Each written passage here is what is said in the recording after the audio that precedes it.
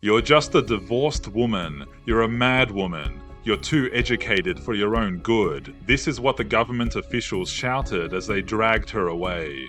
But this madwoman had the audacity to stand between bulldozers and Kenya's last public forest. They laughed at her simple weapon, tree seedlings. They didn't realize those tiny seeds would eventually grow into 51 million trees, topple a dictatorship, and win her the Nobel Peace Prize. This is the extraordinary story of Wangari Maathai, the woman who fought an authoritarian regime armed with nothing but seedlings and unwavering courage.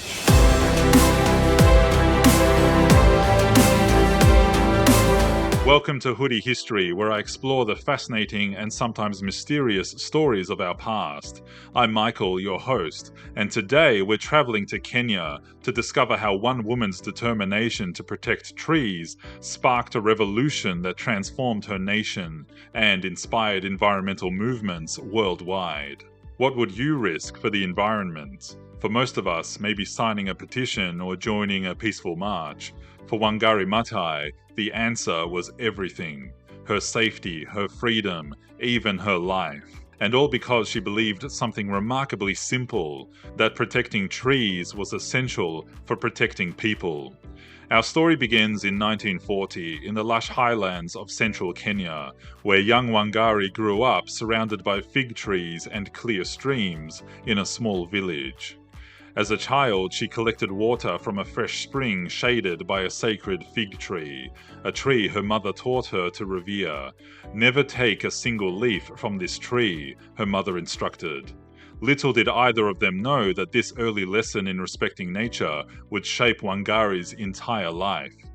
Wangari was exceptionally bright, and at a time when few Kenyan girls received an education, she excelled in school. Her academic brilliance eventually earned her a scholarship to study in the United States, part of the Kennedy Airlift program that brought promising African students to America during the Cold War. Talk about being in the right place at the right time. When she returned to Kenya in the early 1970s, she had made history as the first Central African woman to earn a PhD, a biology doctorate from the University of Nairobi. But her homecoming was bittersweet. The Kenya she returned to was rapidly changing. The sacred fig tree from her childhood was gone. The clear streams had dried up. The forests of her youth had been cleared for commercial tea and coffee plantations. Looking at my district, she later wrote, I could see that what we were really losing was the capacity of the land to hold water. We were destroying its ability to hold the soil, to sustain us.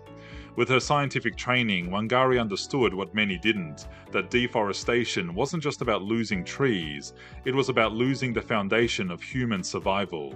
In 1977, faced with this environmental degradation, Wangari had a remarkably simple idea: plant trees.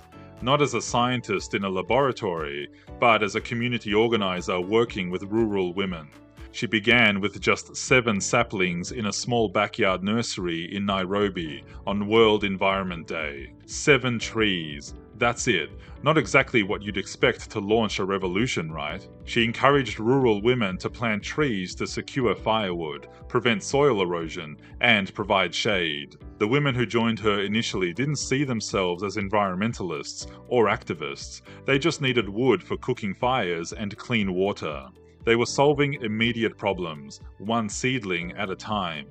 I don't really know why I care so much, Wangari once said. I just have something inside me that tells me there is a problem, and I have got to do something about it. That something would grow into the Green Belt movement, which would eventually plant over 51 million trees across Kenya and inspire similar initiatives throughout Africa. But as her movement grew, so did opposition from Kenya's authoritarian government, led by President Daniel Arap Moi.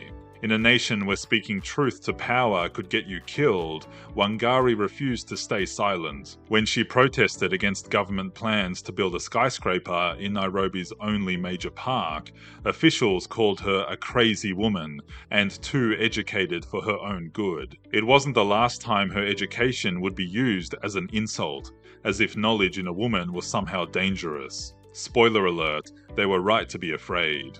When she opposed the land grabbing and forest clearing by the regime's cronies, she was beaten and imprisoned. The government-controlled media painted her as an enemy of development, a troublemaker, even a threat to national security. But Wangari understood something fundamental. There can be no economic development on a dead planet. In 1989, Wangari faced her most dangerous challenge. President Moi planned to build a 60-story skyscraper and shopping complex in Uhuru Park, Nairobi's main green space, essentially the Central Park of Kenya. The $200 million project would have privatized one of the last public spaces in the capital, a park used primarily by the city's poorest residents who had no other access to nature. Despite death threats, Wangari organized protests. She wrote letters to international organizations. She filed legal challenges. She was publicly denounced in parliament. Her office was forced to close, and she was labeled a threat to national security. Foreign investors, sensing the mounting controversy, eventually pulled out of the project. The park was saved, but Wangari had made powerful enemies. "I knew I was challenging some very powerful forces in our society," she recalled. "But I was doing it for future generations, and I was right." Being right, however, didn't make her path any easier. As her environmental work continued, Wangari came to a profound realization. Environmental destruction was inextricably linked to government corruption and human rights abuses. You couldn't address one without addressing the other.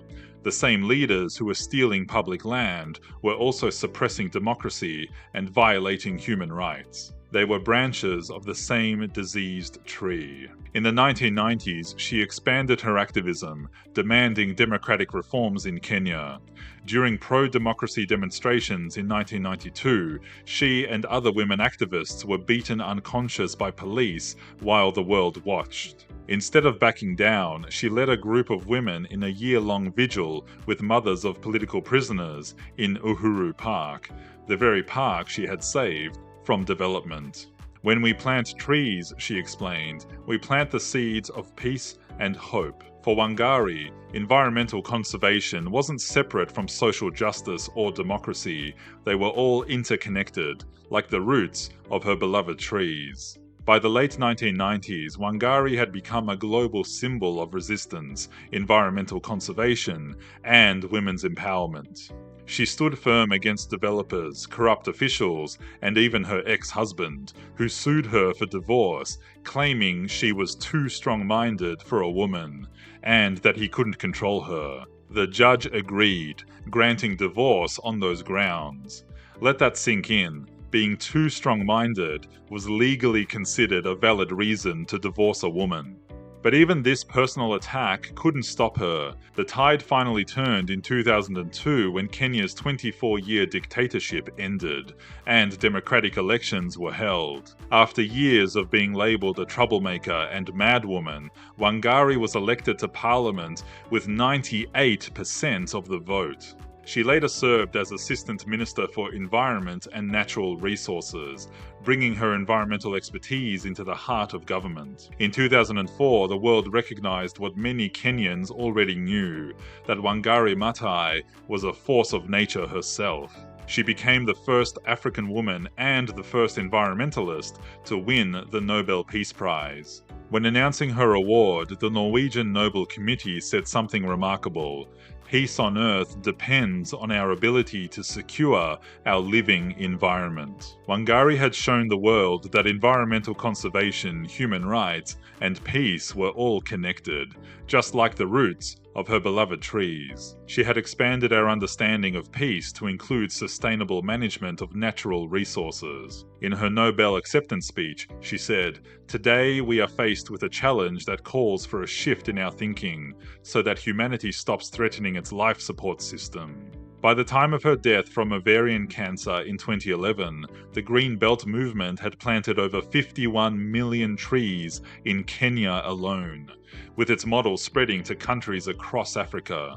But her legacy goes far beyond forests. Wangari transformed how we understand environmental activism, not as a luxury of the rich, but as essential for human welfare, especially for the poorest communities. "It's the little things citizens do," she said. "That's what will make the difference. My little thing is planting trees." From 7 saplings in a backyard to 51 million trees across a continent, that's the power of starting small and refusing to give up. What strikes me most about Wangari's story is how she saw connections where others saw separate issues. For her, planting trees wasn't just about the environment, it was about democracy, women's rights, and human dignity. She understood that the same systems oppressing people were destroying the planet, and that liberation had to include both. When faced with the massive problems of deforestation, poverty, and corruption, she didn't wait for perfect solutions or powerful allies. She started with what she had: 7 trees in a backyard. She empowered rural women who had been told their entire lives that they couldn't make a difference. Together, they changed a nation. There's something incredibly powerful about her philosophy. If you want to do something, start today. If you start tomorrow, you're already a day late. In a world where environmental challenges can feel overwhelming, Wangari reminds us that meaningful action begins with a single step, or in her case, a single seed.